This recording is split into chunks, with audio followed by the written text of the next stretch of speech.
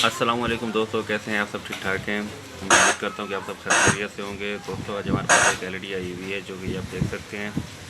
इसमें प्रॉब्लम ये है कि आवाज़ सिर्फ कुछ चैनल पे नहीं आ रही है, बाकी सब चैनलों पे आ रही है, कुछ चैनल पे आवाज़ नहीं आ रही है। शूकर आती है और फिर चली जाती है। ठीक है, ये देखिए, ये अभी हम इसमें मेन्यू में जाएंगे। मेन्यू में जाने के बाद यहाँ पे हम ATV मैनुअल ट्यूनिंग में जाएंगे। मैनुअल ट्यूनिंग में जाने के बाद NTSC है, इसको हम ओके करेंगे। ऑटो पे आ गया। ऑटो पे आने के बाद ये M वाले ऑप्शन है, इसको हम BG पे करेंगे। आवाज़ आ गई। उसके बाद रिमोट से हम ये रेड वाला इसको प्रेस करेंगे,